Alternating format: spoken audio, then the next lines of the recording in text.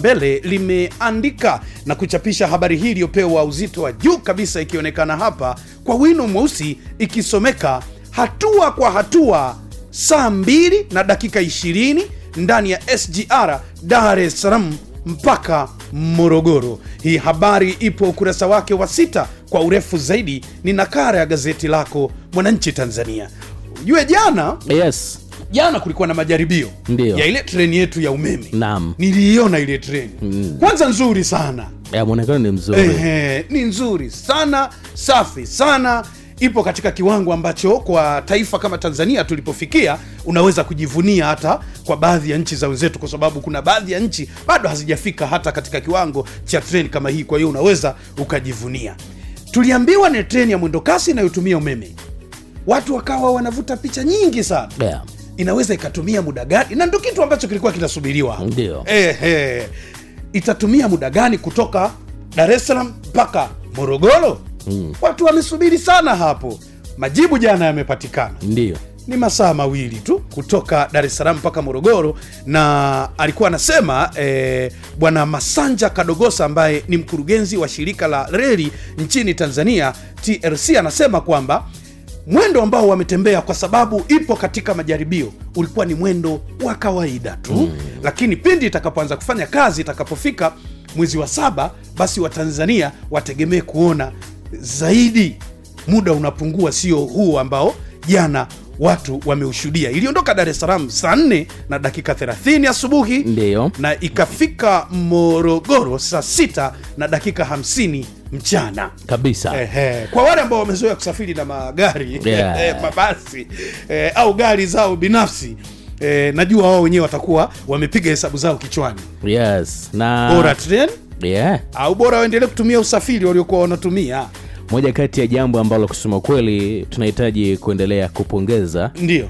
Unajua si kila muda tunapaswa kukosoa. Kabisa ya. Pale panapofanyika jambo zuri, Ndio, basi tunapaswa kupongeza, kama ambavyo jana tumeshuhudia. kabisa. Na kumbuka huu ni mradi ambao umezungumzwa muda mrefu sana.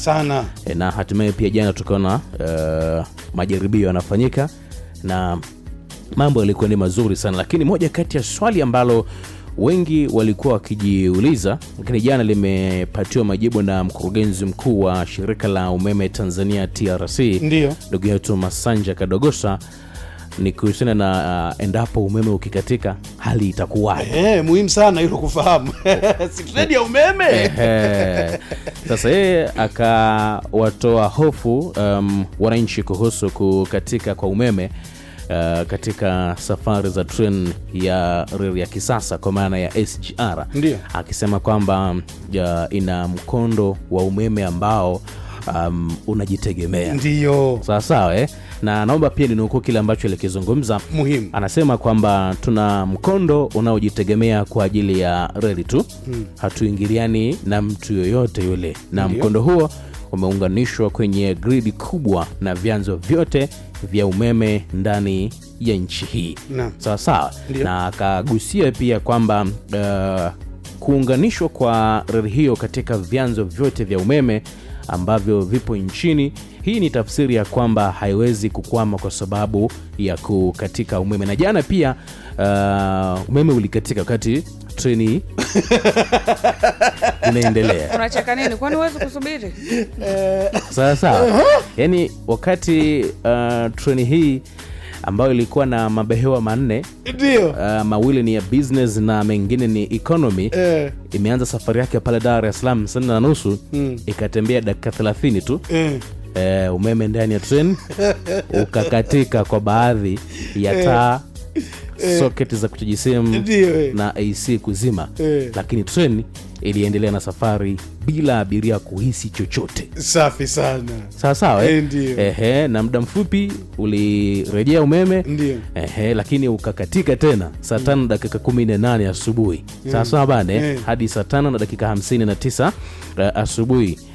Lakini ukarejea, japo kila umeme ulipokatika treni inapunguza mwendo.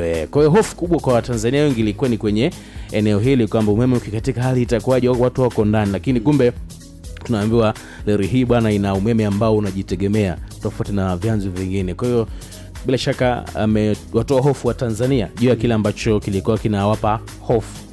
Jambo kubwa ni kuendelea kupongeza, lakini pia tunapaswa kuendelea kuitunza miundombinu hii ili tuendelee kupata huduma za usafiri na mambo yaende vizuri, kwa sababu moja kati ya nchi yetu kuendelea kupiga hatua kiuchumi ni pamoja na uwepo wa miradi kama hii ambayo ni mikubwa. Ndio. Ni